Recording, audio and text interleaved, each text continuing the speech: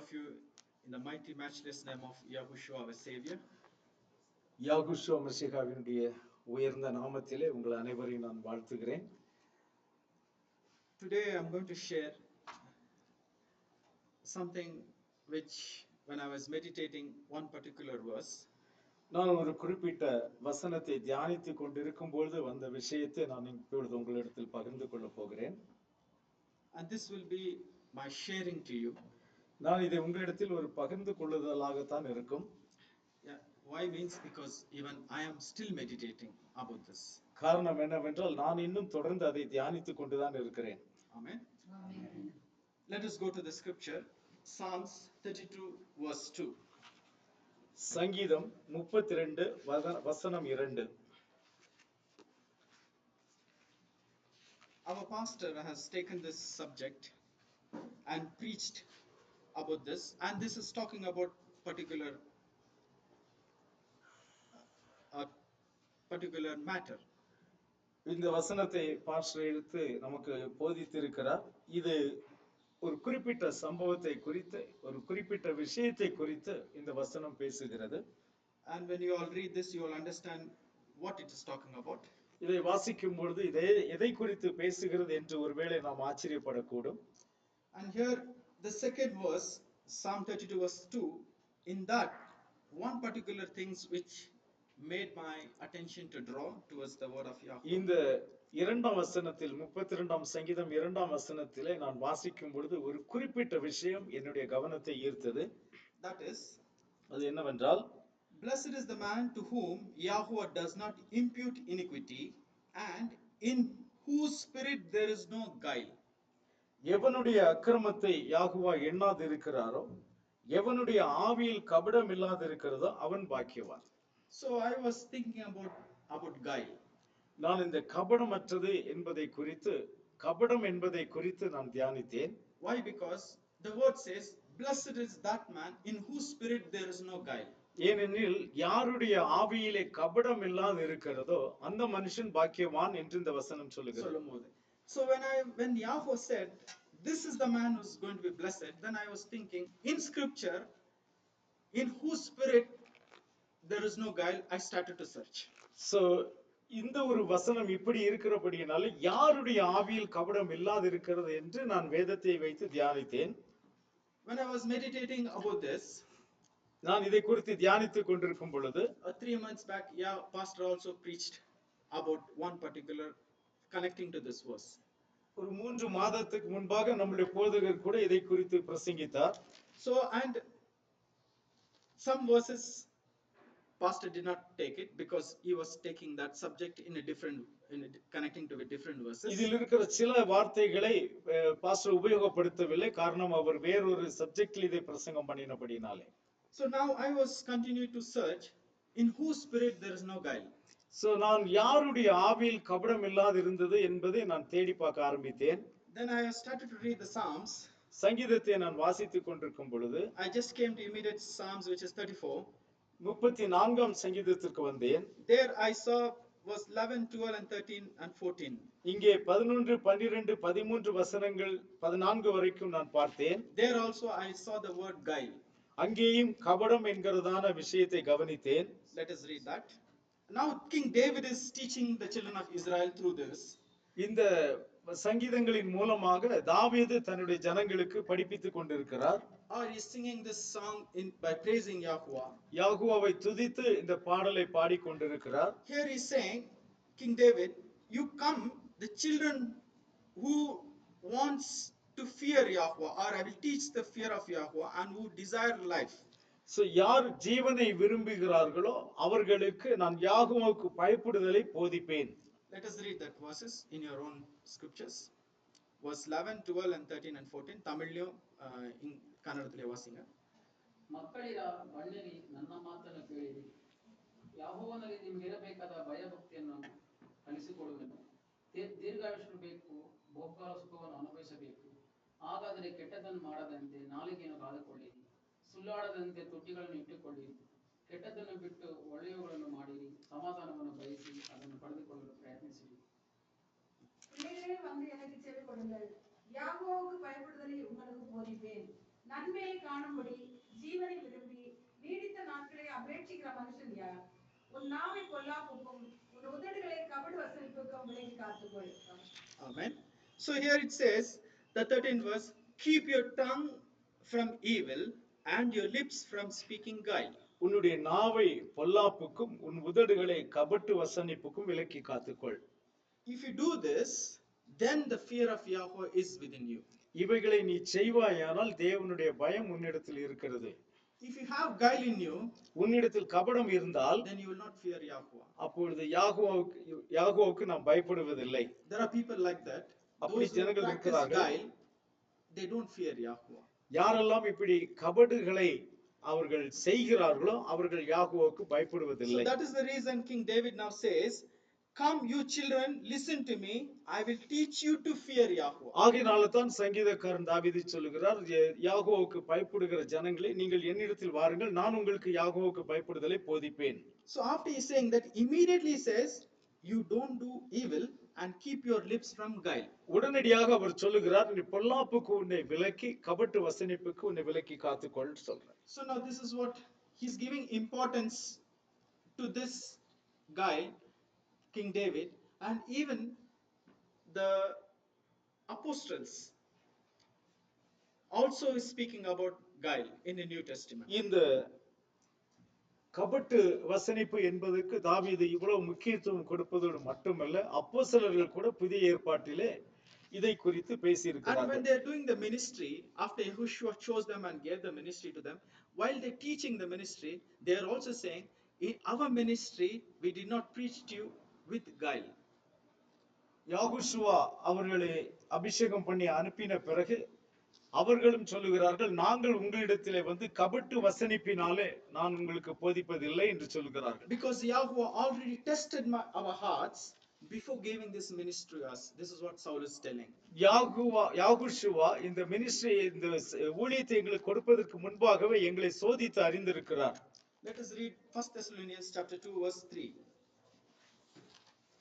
1 தெசலோனிக்கேயர் Chapter 2 verse 3. chapter 2 verse 3. Verse 3 and 4 also you can read. உங்கள் போதகம் வஞ்சகத்தினாலும் துராசையினாலும் உண்டாகவில்லை. அது கபடமுள்ளதுமாகி இருக்கவில்லை.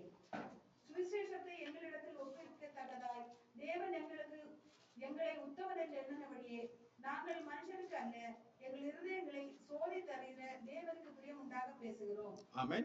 Amen. So here it says, I'll read it in English. For our exhortation did not come from deceit or uncleanness, nor was in it guile, but as we have been approved by Elohim to be entrusted with the gospel, even so we speak, not as pleasing men, but Elohim who tested our hearts. Amen. Amen. Amen. வாஸ்தவம். Okay.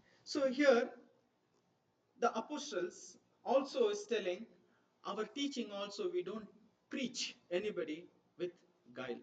So they were very careful in இங்கே that. அப்போஸ்தலர்கள் தாங்கள் பிரசங்கம் பண்ணும்போது கூட நாங்கள் கபடத்தோடு எதையும் பேசவில்லை என்று உறுதியாய் சொல்லுகிறார்கள்.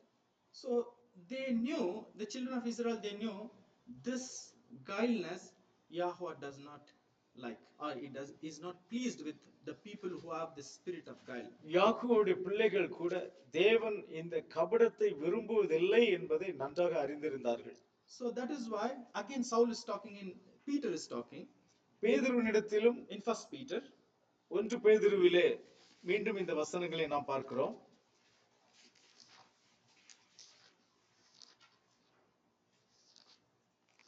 1 Peter chapter 2 1 பேதுரு 2ஆம் அதிகாரம் 21-22. Now here Peter also saying, 21-22. in Yahushua Mashiach this guile was not there, though he was suffered for our sins, are reviled, but he did not threaten the people, but there was no guile found in him. யாகுஷுவா மசிகாவினுடைய வாயில் கூட எந்த கபடமும் இருக்கவில்லை. அவரை அநேகர் தூஷித்தாலும் அநேகர் மத்தியிலே அவர் கோபப்படாமலும் எந்த கபடத்தையும் அவர் வைக்காமலும் அவர் இருந்தார். Let us read verse 21, 22, and 23. ಇದಕ್ಕಾಗಿಯೇ ನಿಮ್ಮನ್ನು ಕರೆಯಲಾಯಿತು. ನೀವು ಅನುಸರಿಸತಕ್ಕ ಮಾದರಿಯು ಮೇಷನೇ ಆಗಿದ್ದಾನೆ. ಆತನು ಮಾಡಿದಂತೆ ನೀವು ಮಾಡಿರಿ. ನೀವು ಸಂಕಟವನ್ನು ಅನುಭವಿಸುವಾಗ ತಾಳ್ಮೆಯಿಂದಿರಬೇಕು, ಏಕೆಂದರೆ ಮೇಷನು ನಿಮಗಾಗಿ ಸಂಕಟಪಟ್ಟನು.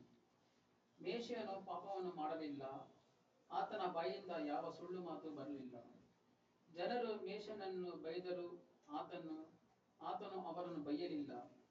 ಆತನು ಸಂಕಟವನ್ನು ಅನುಭವಿಸಿದರು, ಜನರನ್ನು ಎದುರಿಸಲಿಲ್ಲ. 23 up to 23 only. Okay. ಆತನು ತನ್ನ ಕಾರ್ಯವನ್ನು ದೇವರಿಗೆ ವಹಿಸಿದನು. ಸರಿಯಾದ ನ್ಯಾಯ ತೀರ್ಪು ನೀಡುವಾತನು ದೇವರೊಬ್ಬನೇ. Tamil listening sister. இதற்காக நீங்கள் அழைக்கப்பட்டும் இருக்கிறீர்கள். ஏனெனில் மேசியாவு உங்களுக்காக பாடுபட்டு நீங்கள் தம்முடைய அடிச்சுவடுகளை தொடர்ந்து வரும்படி உங்களுக்கு மாதிரியை பின்வைத்து போனார். அவர் பாவம் செய்யவில்லை. அவருடைய வாயில் வஞ்சனை காணப்படவும் இல்லை.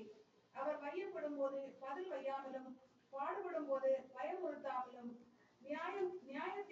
நியாயமாய் தீர்ப்பு செய்கிறவருக்கு தம்மை ஒப்புவித்தார். Amen. Amen. So here we see this guile was not found even in Messiah. யாகுஷுவ மெசிகாவிலும் இந்த கபடம் என்பது காணப்படவில்லை. So when such thing the scriptures give importance, even Peter is talking about, Saul is talking about, King David is talking about. இப்படிப்பட்ட விஷயம் எவ்வளவு முக்கியம் வாய்ந்தது என்று பாருங்கள். இதை குறித்து பேதுரு பேசுகிறார், யாகுஷுவ பேசுகிறார், தாவீதும் பேசுகிறார். Even King Solomon also speaks about guile.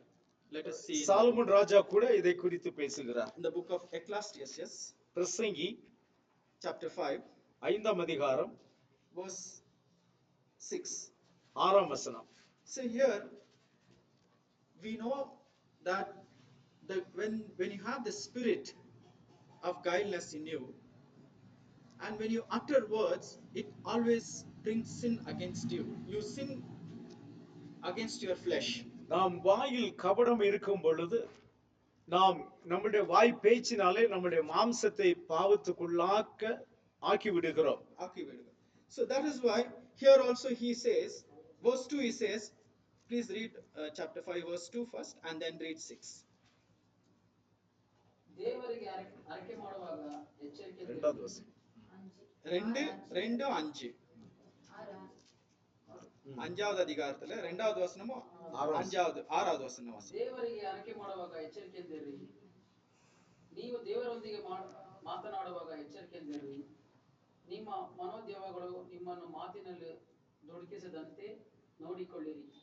ದೇವರು ಪರಲೋಕದಲ್ಲಿರುವುದರಿಂದ ಮತ್ತು ನೀವು ಈ ಲೋಕದಲ್ಲಿರುವುದರಿಂದ ನಿಮ್ಮ ಮಾತುಗಳು ಮಿತವಾಗಿರಲಿ. ಈ ನುಡಿ ಸತ್ಯವಾಗಿದೆ. ಆದ್ದರಿಂದ ನಿಮ್ಮ ಮಾತುಗಳು ನಿಮ್ಮನ್ನು ಪಾಪಕ್ಕೆ ನಡೆಸದಂತೆ ನೋಡಿಕೊಳ್ಳಿರಿ. ನಾನು ಅಜಾಗ್ರತೆಯಿಂದ ಹೇಳಿದೆ ಎಂದು ಯಾಜಕನಿಗೆ ತಿಳಿಸಬೇಡಿರಿ. ಇಲ್ಲವಾದರೆ ದೇವರು ನಿಮ್ಮ ಮಾತುಗಳಿಗೆ ಕೋಪಗೊಂಡು ನೀವು ತುಳಿಯುವುದೆಲ್ಲವನ್ನು ನಾಶ ಮಾಡಬಹುದು. Hallelujah. Amen. So here it says, do not let your mouth cause your flesh to sin. இங்கே உங்களுடைய வாய் உங்கள் மாம்சத்தை பாவத்துக்குள்ளாக்க இடம் கொடுக்காதீர்கள். So and say before the messenger of Elohim, I said it in error. தேவதூதனுக்கு முன்பாக நான் தவறுதலாக சொல்லிவிட்டேன் என்று சொல்லாதே. Today who is the messenger of our Yahuwah? இன்றைக்கு யாகுவோவுடைய தூதன் யார்? Our pastors, our servant of God. தேவனுடைய ஊழியக்காரன் தான் அந்த தூதன். So we have that understanding. The servants who brings the word is the messenger of Yahuwah. தேவனுடைய வார்த்தையை கொண்டு வருகிறவர் தான் யாகுவோவுடைய தூதன். But in every churches they make this mistake. Every members also they make mistake saying, by mistakenly I said this. எல்லா சபைகளிலும் ஜனங்கள் சொல்லுகிறது, நான் தவறுதலாக இதை செய்து விட்டேன் என்று சொல்லுகிறார்கள். And it was not my intention, but because I said this big problem happened. நான் வேண்டுமென்று இதை சொல்லவில்லை, ஆனால் நான் சொன்னதனால இவ்வளவு பெரிய பிரச்சனை வந்து விட்டது என்று But சொல்லுகிறார். here Yahuwah says, let your words be few. இங்கே யாகுவ சொல்லுகிறார், உன் வார்த்தைகள் சுருக்கமாய் இருப்பதாக. Because then you say no, then don't say I made a mistake by saying this. அல்லாமல் அதற்கு பின்னாலே நான் தெரியாமல் இதை செய்து விட்டேன், அதனால இந்த பிரச்சனை வந்தது என்று சொல்லாதீர்கள். If you have done this, since you are walking in the spiritual life to going closer to Yahuwah, this also is important to know and have that realization as that I should not utter such words. நாம் ஆவிக்குரிய வாழ்க்கையில நடந்து செல்லும் பொழுது இது மிகவும் முக்கியம். நாம் இப்படிப்பட்ட காரியங்களை, இப்படிப்பட்ட வார்த்தைகளை சொல்லக்கூடாது என்று. If you have done it, அதை நாம் செய்திருப்போமானால் ask for forgiveness மன்னிப்பை அவரிடத்திலே பெற்றுக்கொள்ளுவோம். and do not repeat it. அவைகளை மீண்டும் செய்யாதபடி காத்துக்கொள்ளுவோம். Then we will be blessed. அப்பொழுது நாம் ஆசீர்வதிக்கப்படுவோம். Otherwise, Yahweh is making a declaration, lest Yahweh destroy your works of your hand. உன்னுடைய ஆசீர்வாதம், your blessings, you are losing your blessings. யாகோவா இங்கே என்ன விதமான எச்சரிக்கை கொடுக்கிறார்? நீ இப்படி செய்வதனாலே யாகோவா உன்மேல் கோபம் கொண்டு உன் கையின் கிரியைகளை அழிப்பானேன். Hallelujah. Hallelujah. So we come to Yahweh for the blessing. நாம் யாகோவாவிடத்திலே ஆசீர்வாதங்களை பெற்றுக்கொள்ளும்படியாக வருகிறோம். But sometimes knowingly or unknowingly we utter such things which destroys somebody. ஆனால் தெரிந்தோ தெரியாமலோ நாம் செய்கிறதான சில தவறுகளினாலே நம்முடைய கையின் கிரியைகளே அழிக்கப்படுகிறது. So now today, if Yahweh has already revealed or shared this verse to you, இப்ப யாகோவா இந்த காரியங்களை உங்களுக்கு வெளிப்படுத்தி இருந்தால், now let us come to the realization that in future, let me, when I speak, I'll think twice before I utter my words. நாம் உணர்வுள்ளவர்களாகி இனி என் வாழ்க்கையில் இப்படிப்பட்ட காரியங்களை செய்யாதபடி என்னை காத்துக்கொள்ள வேண்டும். So that all my labor of my hand should be blessed. ஆகையினாலே என் கையின் கிரியைகள் ஆசீர்வதிக்கப்படுவதாக. Otherwise, if Yahweh gets angry and destroys your hand, your works of your hand. என் யாகோவா நம்மேல் கோபம் கொண்டு நம்முடைய கையின் கிரியைகளை அழித்தார். That is why in Psalms 32 it says, "Blessed is this man in whose spirit there is no guile." ஆகையினால தான் சங்கீதம் 32 2ஆம் வசனத்தில் சொல்லும் பொழுது, யாருடைய வாயிலே கபடம் இல்லாது இருக்கிறதோ அவன் தேவனால் ஆசீர்வதிக்கப்பட்டவன் என்று சொல்லும். Now when you don't have guile, there are people in this world, they don't have guile.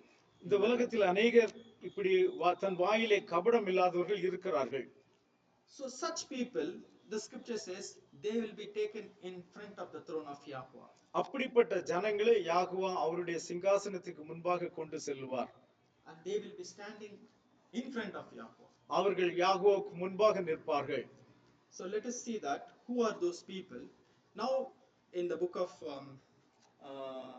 John chapter 1, யோவான் எழுதின சுவிசேஷம் 1ஆம் அதிகாரம்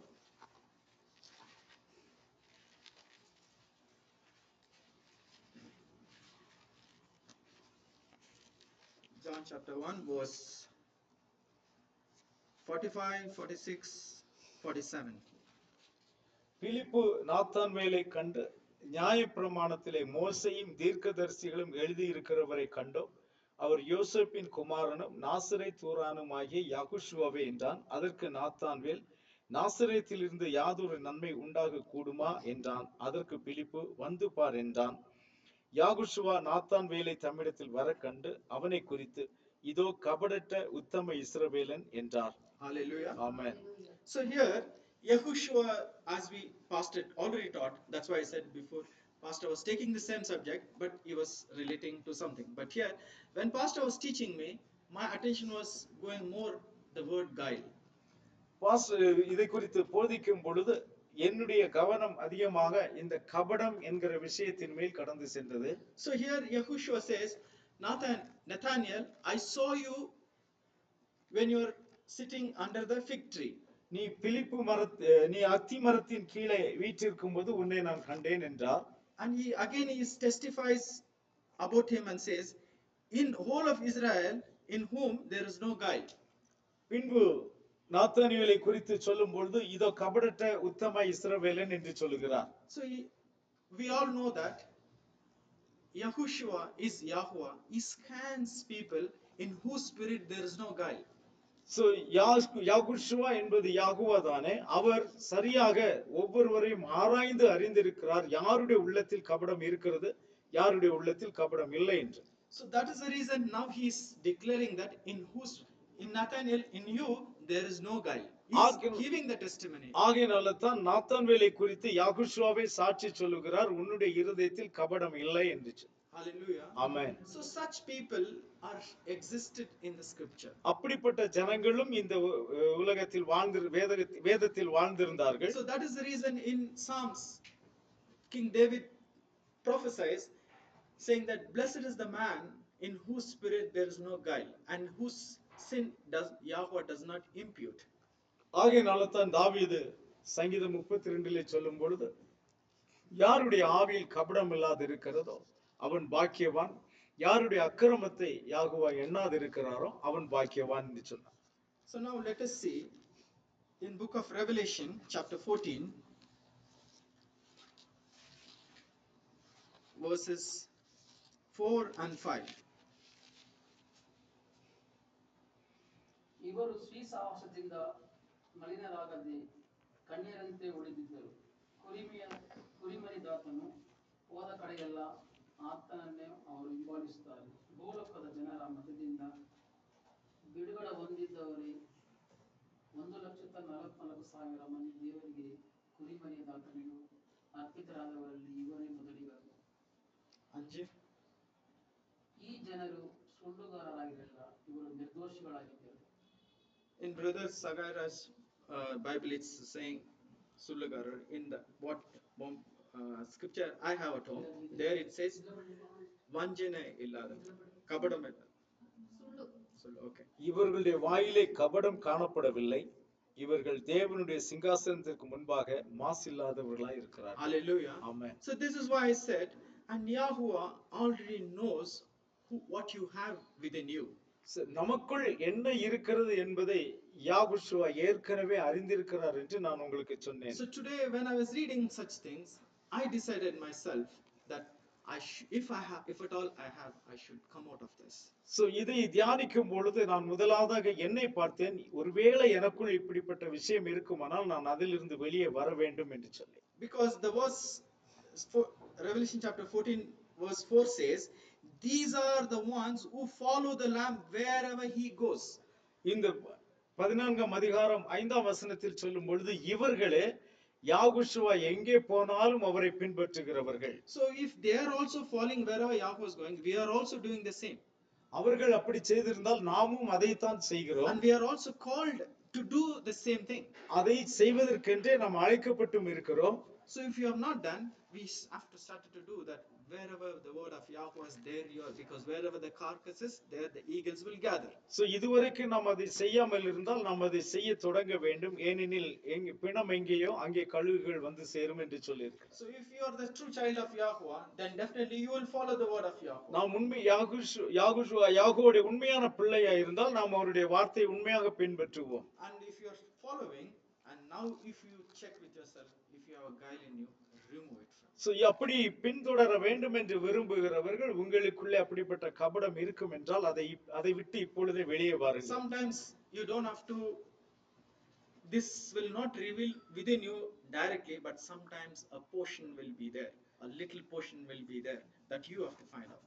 இது நேரடியாக உங்களுக்கு நீங்கள் அப்படித்தான் இருக்கிறீர்கள் என்பது உங்களுக்கு வெளிப்படாமல் இருக்கலாம், ஆனால் ஏதோ ஒரு சிறிய பாகம் உங்களுக்குள் மறைந்திருக்கலாம், அதை நீங்கள் அடையாளம் கண்டு கொண்டு அதிலிருந்து வெளியே வர வேண்டும். Because the scripture says even if you have little, that means you are full of that. நான் வேதம் சொல்லுகிறது உங்களுக்கு சிறிய அளவில் பாவம் இருந்தால் நீங்கள் முழுவதும் பாவத்தில் இருக்கிறீர்கள் என்று அர்த்தம். So that is how we should understand, because I should not be convinced that maybe I did it by an error. நாம் ஒருவேளை நம்மை நாமே சமாதானப்படுத்திக் கொள்ளலாம், நான் ஒருவேளை தவறுதலாகத்தான் இதை செய்தேன் என்று சொல்லி.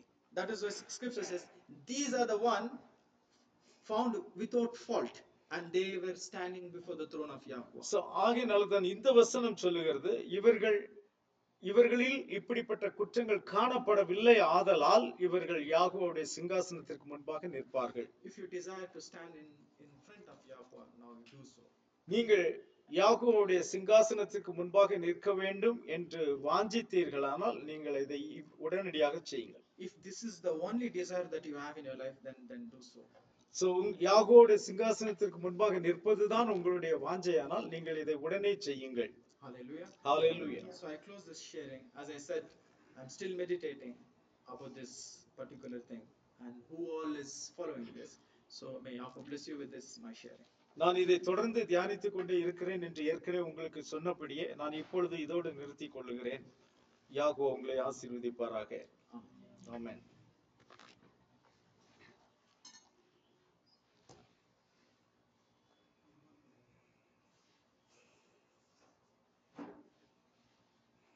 அல்லேலூயா. Hallelujah. ஒரு சின்ன செய்தியா இருந்தாலும் ஒரு கருத்தான ஒரு செய்தியை நாம் கேட்டோம்.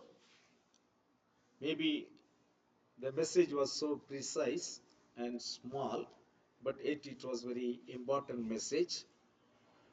நாம் தேவனுடைய சிங்காசனத்துக்கு முன்பாக நிற்க பாத்திரவான்களாய் நாம் காணப்பட வேண்டும் என்றால் இந்த கபடம் என்கிற விஷயம் நம்முடைய வாழ்க்கையில இருக்கக்கூடாது என்பதை பார்த்தோம். If we decide to stand before the throne of Yahuwah, then we should not have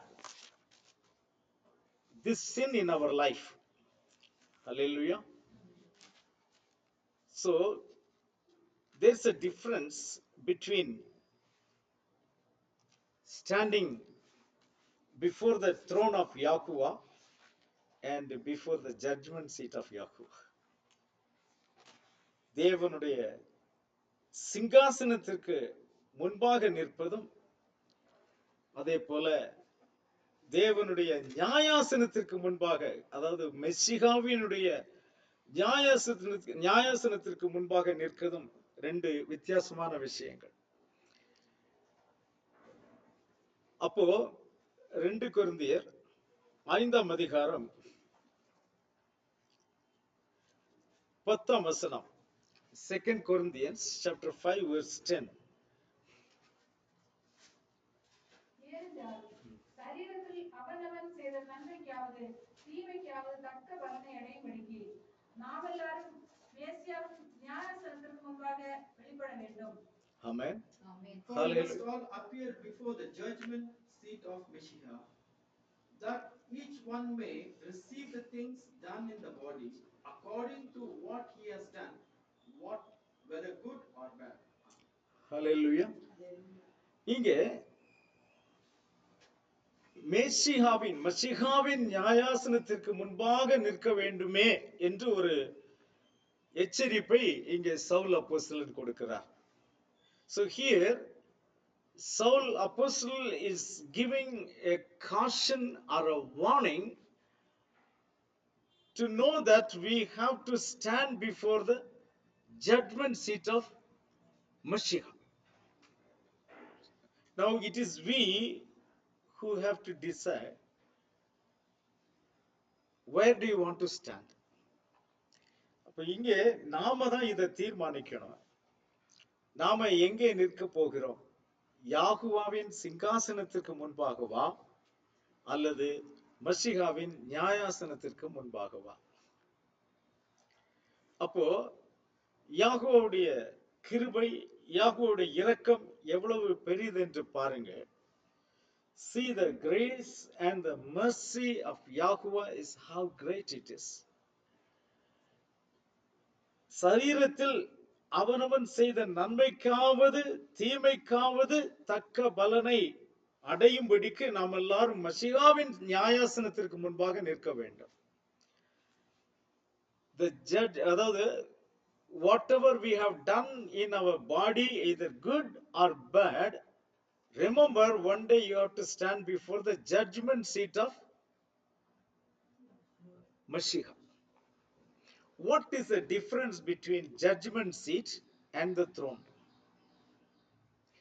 சிங்காசனத்திற்கும் நியாயாசனத்திற்கும் இருக்கிற வித்தியாசம் என்ன?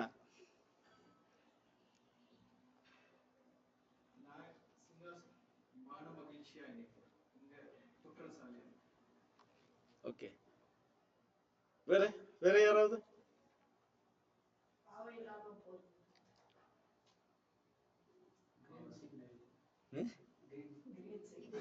இது அழிவு, அது நித்திய ஜீவன். Okay. For the people who are in Messiah, they don't stand in front of the judgment. Okay, நான் சொல்றேன். Difference between the throne and the judgment seat is, in the throne you still have a chance for the mercy, but when you stand before the judgment seat, absolutely no mercy. சிங்காசனத்திற்கு முன்பாக கடைசி நிமிஷத்தில் கூட கொஞ்சம் இரக்கம் கிடைப்பதற்கு வாய்ப்பு இருக்கிறது. ஆனால் நியாயாசனத்திற்கு முன்பாக அங்கே இரக்கம் கிடைக்க வாய்ப்பே இல்லை. அங்கே சட்டத்தின்படி நியாய தீர்ப்பு மட்டும்தான் உண்டாயிருக்கும். சோ நாம எங்க நிற்க வேண்டும் என்பதை நாம் தான் தீர்மானித்துக் கொள்ள வேண்டும். Where you want to stand, that you have to decide whether you want to stand before the throne of Yahuwah or you want to stand before the judgment seat of Yahushua Mashiach. That's we have to decide. There, both the people who have done good and bad are going there. Now here you see one mystery I will just show you. இங்கே மசிஹாவின் நியாயாசனத்திற்கு முன்பாக போகிறவர்கள் அவனவன் செய்த நன்மைக்காவது தீமைக்காவது தக்க பலனை அடையும்படி அங்கே போகிறான்.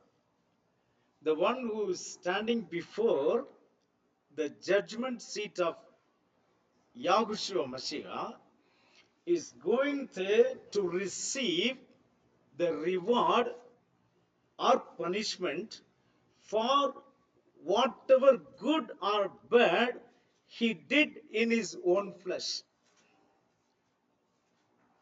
நன்மை செய்தவங்க கொஞ்சம் பேரு, தீமை செய்தவங்க கொஞ்சம் பேர் இல்ல. It's not the people who did good or the people who did bad. It is one single man, what good he did in his life and what bad he did in his life. புரியுதா இல்லையா நான் சொல்றது? புரியுதா?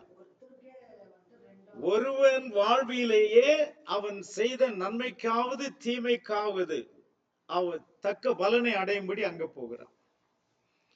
ஆனா யாகுவாவுடைய சிங்காசனத்துக்கு முன்பாக போகிறவன் யார் என்றால், எவனுடைய ஆவியில் கபடம் இல்லாது இருக்கிறதோ. There is absolutely no guile.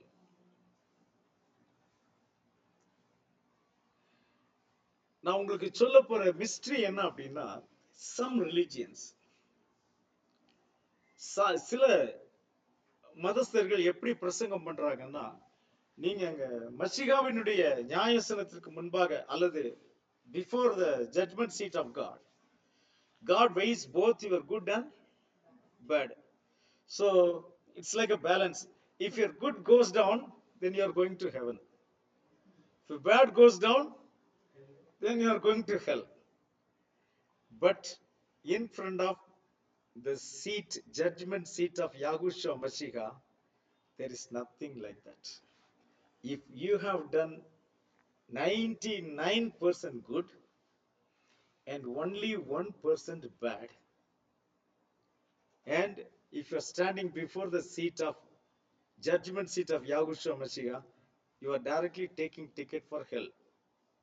There is absolutely no chance because it is judgment seat. But with the same case, if you are standing before the throne of Yahuwah, he might consider this,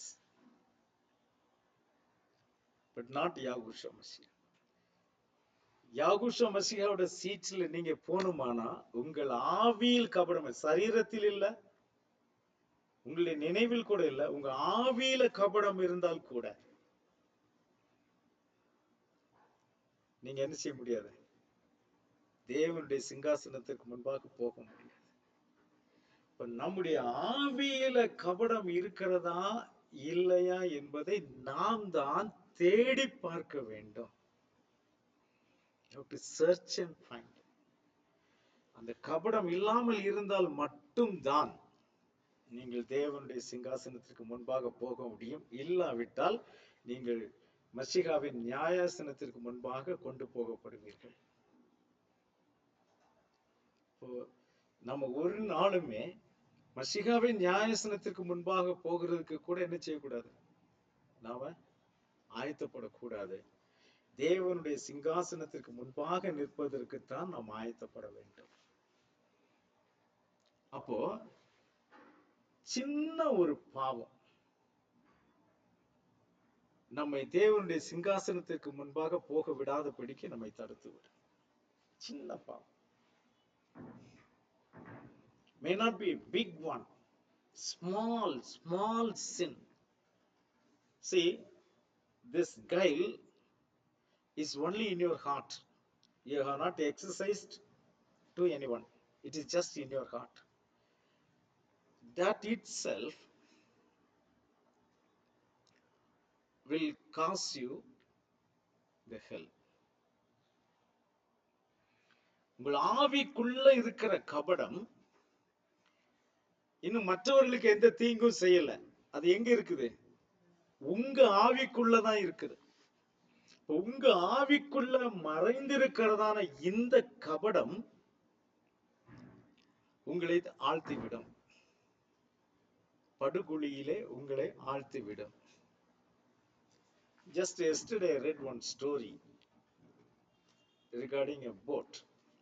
நேத்து ஒரு போட்டை பத்தி ஒரு கதை படிச்சு. அப்போ அந்த போட்ல ஒரு சின்ன ஒரு ஓட்டை இருந்துச்சு. ஒரு பெயிண்டரை கூப்பிட்டு அதை பெயிண்ட் பண்ண சொல்லியிருக்காங்க. அந்த போட்டை பெயிண்ட் பண்ண சொல்லியிருக்காங்க. ரொம்ப ஓல்டு. அப்ப இந்த பெயிண்டர் என்ன பண்ணிருக்கிறான், ரொம்ப கேர்ஃபுல்லா ஒர்க் பண்ற ஒரு பெயிண்டர். அவன் என்ன பண்ணிருக்கிறான், வெறும் பெயிண்டிங் மட்டும் அடிக்காம இந்த சின்ன ஒரு ஓட்டைய கூட அவன் என்ன பண்ணிருக்கிறான், கிளீனா ஒர்க் பண்ணி அதை க்ளோஸ் பண்ணி அதுக்கு மேல பெயிண்ட் அடிச்சுட்டு போயிட்டு இருக்கிறான். இப்போ பெயிண்ட் அடிச்சுட்டு ஆல்மோஸ்ட் 2 weeks பாஸ்ட். இந்த 2 weeks போன பிறகு இவன் அந்த பெயிண்ட் அடிச்சதுக்குள்ள கூலியை வாங்குறதுக்காக அங்க போறான். அப்போ அந்த எஜமான், அந்த ஓனர் ஆஃப் த போட், இவனுக்கு வந்து நிறைய கோல்டு, நிறைய பணம் அவனுக்கு சந்தோஷமா இதை வச்சுக்கோன்னு கொடுக்கிறார். அவன், சார் ஏன் வேலைக்கு ஏன் நீங்க இவ்வளவு கொடுக்குறீங்க? நான் சின்ன பெயிண்ட் அடிச்சேன் அவ்வளவுதானே. இல்ல, நீ பெயிண்ட் மட்டும் அடிக்கல, அதுல ஒரு ஓட்டை இருந்துச்சு. நான் அதை உன்கிட்ட சொல்றதுக்கு மறந்துட்டேன்.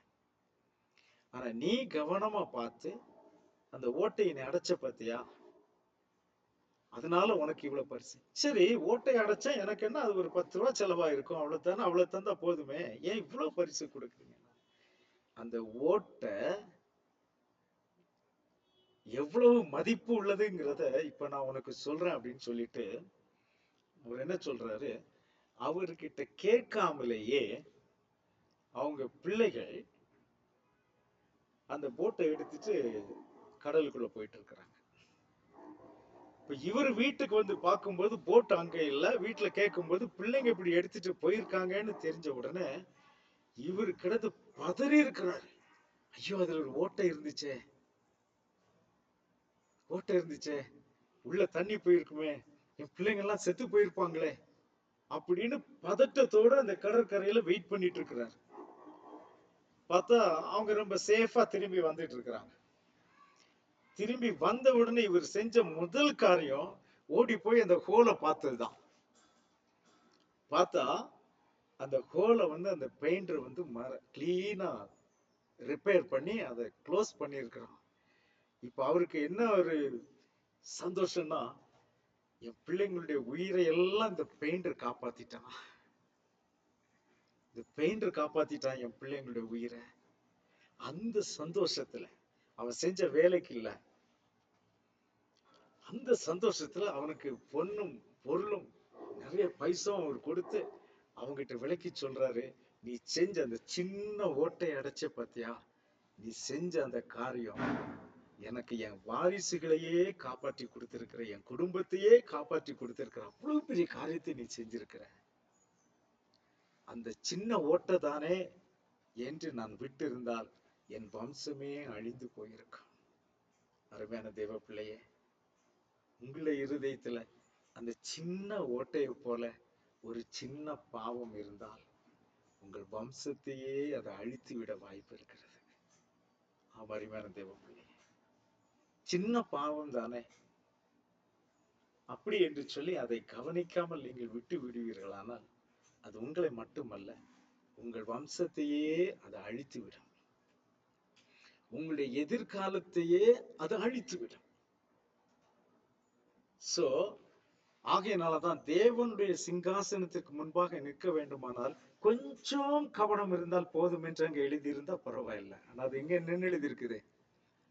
எவனுடைய ஆவியிலே கபடம் இல்லாமல் இருக்கிறதோ, அப்ப சுத்தமா அங்க இல்லாமல், நம்முடைய இருதயம் மிகவும் சுத்தமாய் இருந்தால் மட்டும்தான் நாம் தேவனுடைய சிங்காசனத்திற்கு முன்பாக போய் நிற்போம்.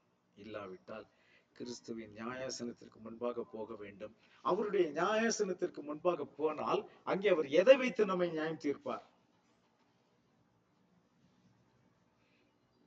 Yahush, if you go before the judgment seat of Yahushua Mashiach, by what he is going to judge you? John, the Gospel,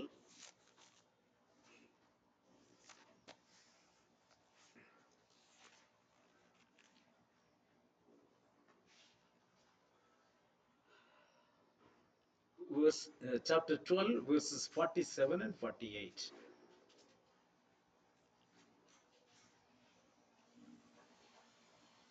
பனிரெண்டாம் அதிகாரம் 47-48 வசனங்கள். And if anyone hears my words and does not believe, I do not judge him.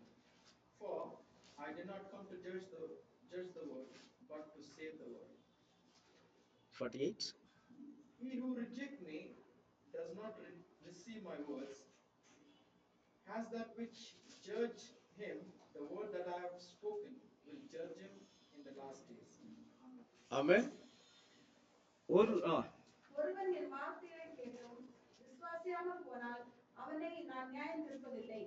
நான் உலகத்தை நியாயம் தீர்க்க வராமல் உலகத்தை ரட்சிக்க வந்தேன்.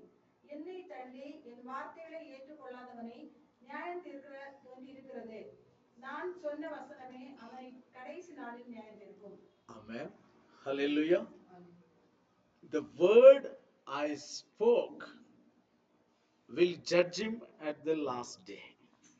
அப்போ மசீஹாவின் நியாயாசனத்திற்கு முன்பாக நாம் நிற்கும் பொழுது நம்மை நியாயம் தீர்க்கும்படியாக அவர் அங்கே வைத்திருக்கிறது அவர் சொன்ன வசனமே. அவர் சொன்ன வசனத்தின் மூலமாகத்தான் அவர் நம்மை நியாயம் தீர்க்க போகிறார். நான் உங்களை நியாயம் தீர்க்க மாட்டேன் அப்படின்னு சொல்றேன். அதாவது அங்க ஹார்ட்டுக்கு இடமே இல்லை. அதாவது மர்சிக்கும் கிரேஸுக்கும் இடம் இல்லை. வசனம் தான் நியாயம் தீர்க்க போகிறது. அப்ப வசனம் என்ன சொல்லிச்சோ அதன்படி நியாய தீர்ப்பு. இதுதான் அவருடைய நியாயாசனத்திற்கு முன்பாக நிற்பதினால் கிடைக்கக்கூடிய பலன். அப்ப அவருடைய நியாயாசனத்திற்கு முன்பாக நிற்க வேண்டுமா அல்லது சிங்காசனத்துக்கு முன்பாக நிற்க வேண்டுமா, அதை நாம் தான் தீர்மானிக்க வேண்டும். ஆவியில் கபடம் இல்லை என்று சொன்னால் மட்டும்தான் எங்க நிற்க முடியும்? சிங்காசனத்திற்கு முன்பாக நிற்க வேண்டும். இல்லாவிட்டால் எங்க போனோம்? மசீஹாவின் நியாயாசனத்திற்கு முன்பாக போக வேண்டும். சரி, அங்க போனால் அவர் இரக்கம் காட்டுவார் என்று நீங்கள் நினைத்தால், அவர் 2000 வருஷத்துக்கு முன்னாலே கல்வாரி சிலுவையில் அவர் இரக்கம் பாராட்டி விட்டார். அதற்கு மேல இன்னொரு ரத்தம் அவர் நமக்காக சிந்த போறது இல்லை. To show mercy before 2000 years, he has shown through cross of Calvary. Now hereafter, for our sin, he is not going to bleed anymore. He is not going to shed blood anymore. It is done. It is finished. So then we will stand before the judgment seat of Mashiach. So be careful on this area. You need to be very much careful. Search your heart. Search your heart. Small. That's why I told the boat story. The small hole can destroy your own generation. Otherwise, your generation will come and sit in front of the throne of Yahuwah. நீங்கள் இந்த விஷயத்தில் கவனமாய் இருந்தீர்களானால் உங்கள் பிள்ளைகள் நியாயாசனத்திற்கு முன்பாக அல்ல, தேவனுடைய சிங்காசனத்திற்கு முன்பாக உங்கள் வாரிசுகள் உட்கார்ந்திருப்பார்கள். அப்போ உங்கள் வாரிசுகள் சிங்காசனத்திற்கு முன்பாக, சிங்காசனம் என்ன? இப்ப நாம எங்க இருக்கிறோம்? அவருடைய சிங்காசனத்துக்கு முன்பாக தான் நிற்கிறோம். அந்த சிங்காசனத்துக்கு முன்பாக நிற்க வேண்டும் என்பதை உங்கள் மனதில் எந்த கபடமும் இல்லாமல் இருப்பதை நீங்கள் தீர்மானித்துக் கொள்ள வேண்டும். இப்பொழுது தீர்மானித்துக் கொள்ள வேண்டும். அப்போ அது சாதாரண விஷயம் அல்ல, அது மிகவும் முக்கியமான ஒரு விஷயம்.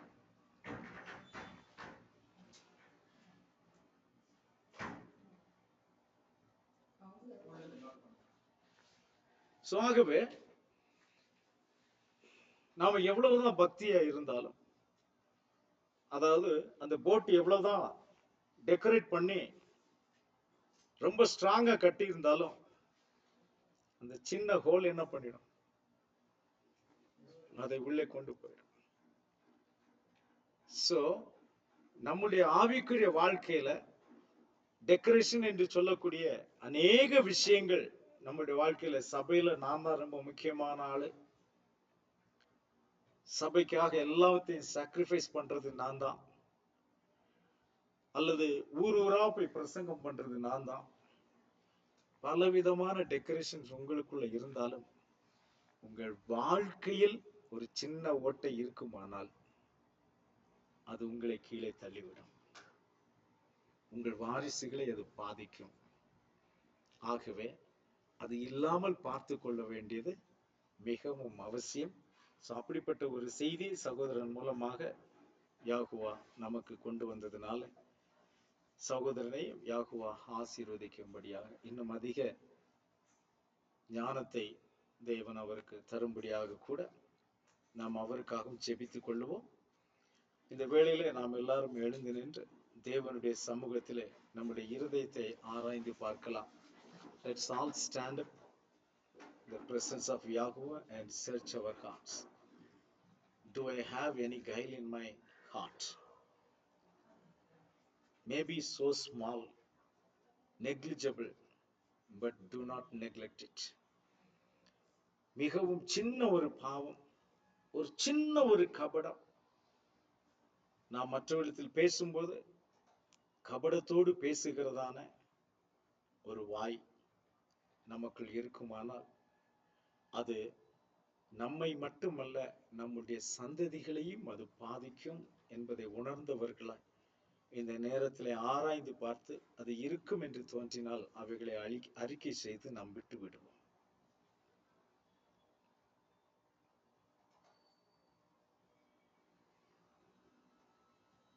Hallelujah. Praise Yahuwah. It's a time of meditation.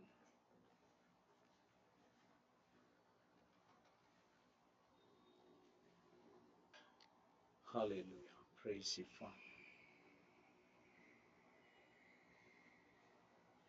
ஒருவேளை உங்களுடைய இருதயமே உங்களுக்கு அதை சொல்லி தருமானால், ஓ எனக்குள் இப்படிப்பட்டதான காரியங்கள் இருக்கிறது, இதை விட்டு நான் வெளியே வர வேண்டும் என்று உங்களுடைய இருதயமே உங்களிடத்தில் அதை சொல்லுமானால் நீங்கள் அதை விட்டு வெளியே வந்து விடுங்கள். நிச்சயமாக யாகுவா உங்களை ஆசீர்வதிப்பார். நீங்கள் எடுக்கிற தீர்மானம் தேவனுடைய சமூகத்தில் அது அங்கீகரிக்கப்பட்டிருக்கும்.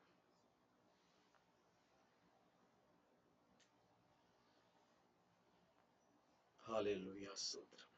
சின்ன பாவத்தின் நிமித்தமாக அவர் நம்மை கைவிட்டால் அது எவ்வளவு மோசமாக இருக்கும் என்று பாருங்கள்.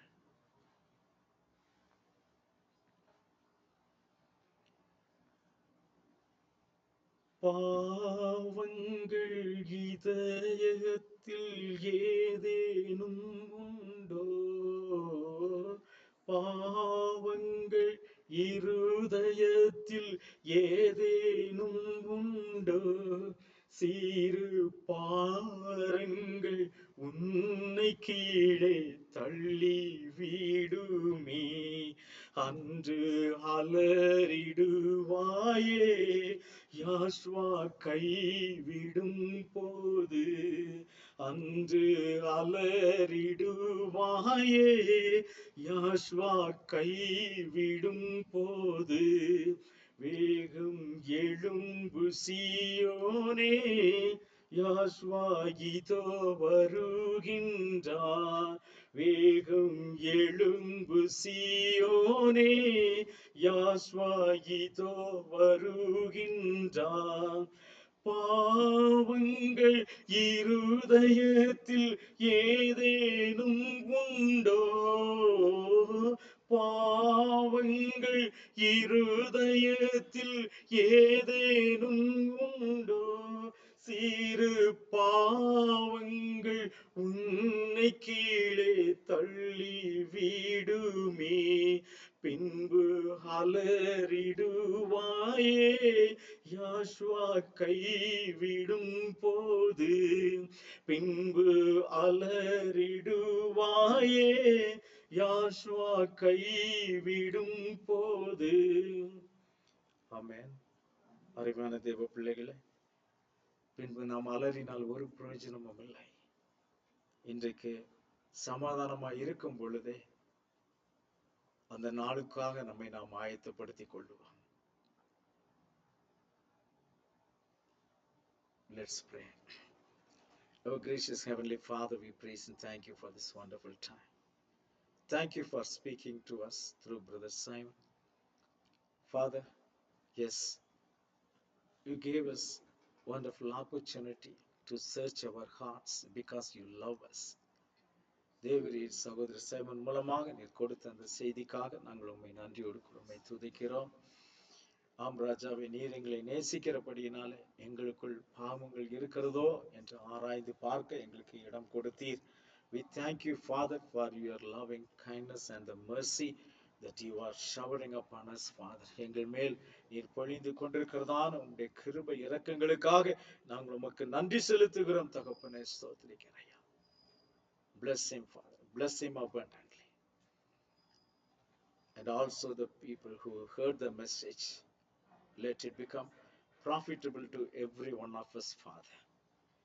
இந்த ஒவ்வொருவருக்கும் அது பிரயோஜனமாய் இருக்கும்படி இந்த செய்தியை நீர் ஆசீர்வதித்தரலாம். We surrender ourselves into your mighty hands, Father.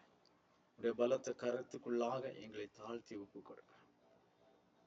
Bless every one of your children, especially Brother Simon and his family. ஒவ்வொருவரையும் ஆசீர்வதித்தரலாம். விசேஷமாக சகோதரன் சைமன் அவர் குடும்பத்தை நீர் ஆசீர்வதித்தரலாம். உம்முடைய இரக்கம், உம்முடைய தயவு, உம்முடைய கிருபை எங்கள் அனைவரோடும் கூட எப்போதும் இருப்பதாக. Let your mercy, grace and your loving kindness be with every one of us. In the matchless name of Yahushua HaMashiach, we pray with thanksgiving. Amen.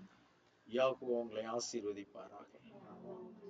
யாஹூவா shalom. Yahweh Shalom. Amen. Amen. Hallelujah. Hallelujah.